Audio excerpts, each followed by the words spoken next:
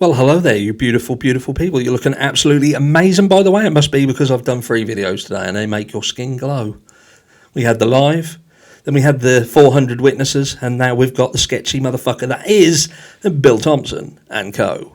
Because if you watched video 2, which I'm hoping you did, because hopefully you're interested in who the 400 witnesses were, surely. And this is sort of going alongside that.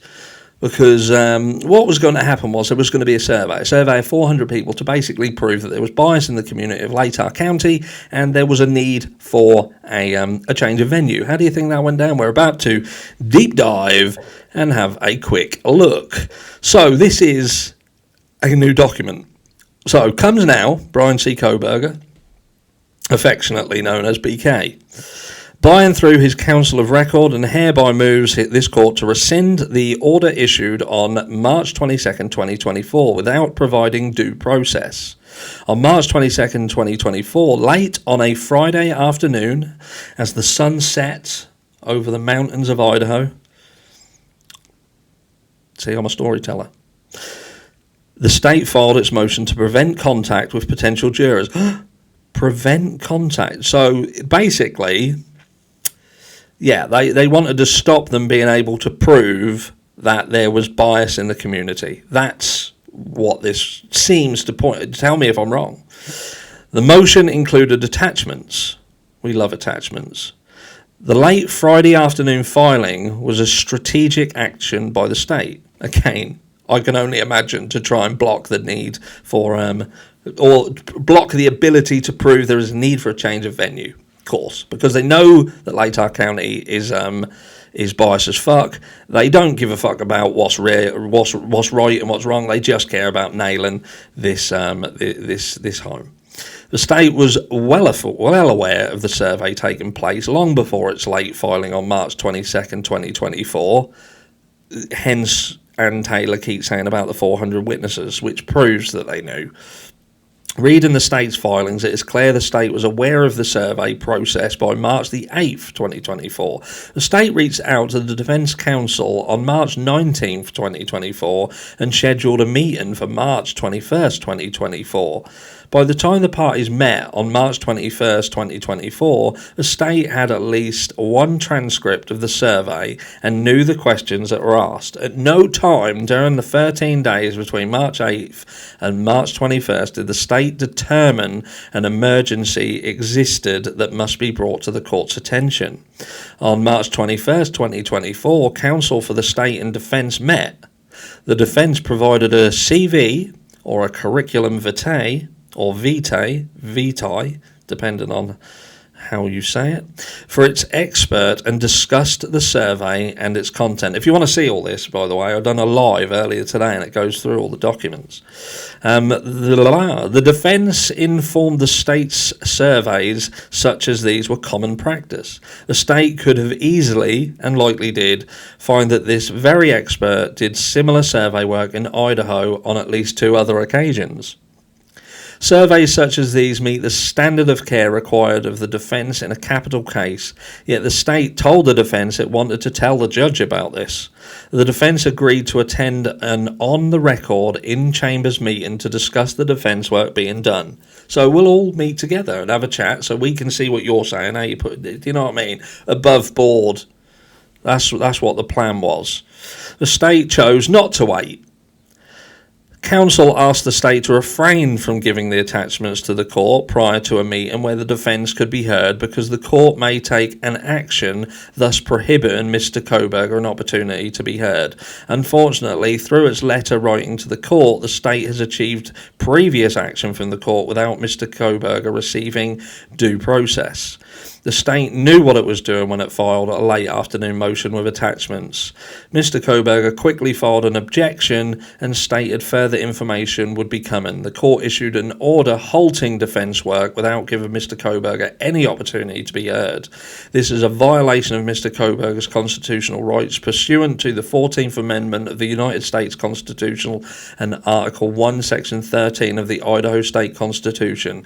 The right to procedural due process requires the that when a constitutionally protected interest is at stake, a person involved in the judicial prejudicial process be given Freudian slip, meaningful notice and a meaningful opportunity to be heard, and that judicial proceedings be fundamentally fair. The opportunity to be heard must occur at a meaningful time in a meaningful manner in order to satisfy the due process requirement.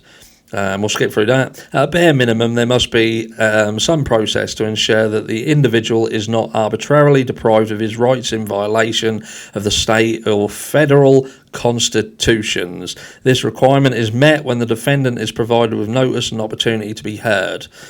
For the court to take action without ensuring Mr. Kohberger has an opportunity to be heard stops the defence from preparing to meet its deadline for filings in support of its motion for a change of venue. The order damages Mr. Kohberger in carrying out his work to ensure a properly prepared defence and ensuring a fair trial by an impartial jury.